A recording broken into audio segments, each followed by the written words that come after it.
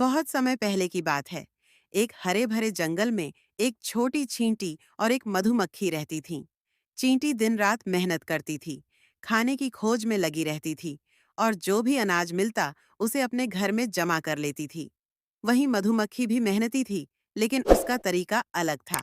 वह फूलों से रस इकट्ठा करती और मीठा शहद बनाती थी। एक दिन दोनों की मुलाकात एक बड़े पेड़ के नीचे हुई। चींटी ने मधुमक्खी से पूछा, तुम दिन भर फूलों पर क्यों उड़ती रहती हो? क्या तुम्हें खाने की चिंता नहीं होती?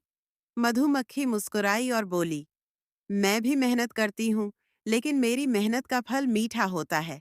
मैं शहद बनाती हूँ, जो न सिर्फ मेरे बल्कि पूरे जंगल के लिए उपयोगी होता है।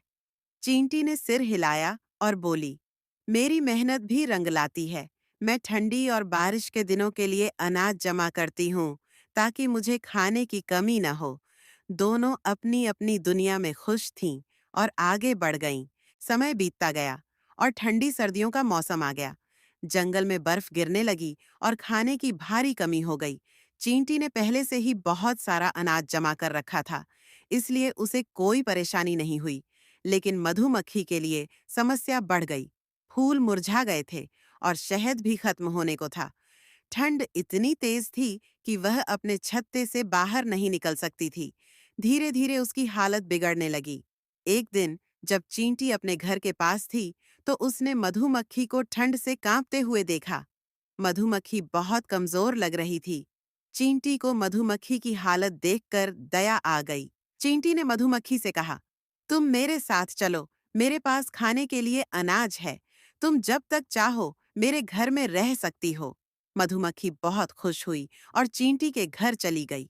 वहां उसे गर्मी भी मिली और खाने के लिए अनाज भी। कुछ दिनों में वह फिर से स्वस्थ हो गई। जब गर्मी का मौसम लौटा, तो मधुमक्खी ने चींटी को अपने छत्ते में बुलाया और उसे ताज़ा शहद चखने को दिया। शहद का स्वाद मीठा था और चींटी को बहुत पसंद आया।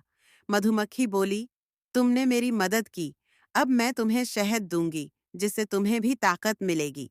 चींटी ने मुस्कुराकर कहा, यही तो सच्ची दोस्ती है। जब कोई मुश्किल में हो तो उसकी मदद करनी चाहिए। इस तरह दोनों की दोस्ती और भी गहरी हो गई। चींटी और मधुमक्खी ने समझ लिया कि मेहनत जरूरी है, लेकिन मुश्किल समय में एक दूसरे की मदद करना उससे भी ज्यादा महत्वपूर्ण है। यह कहानी हमें सिखाती है कि मेहनत करना जरूरी है, लेकिन एक दूसरे की मदद करना और दोस्ती निभाना उससे भी अधिक मूल्यवान होता है।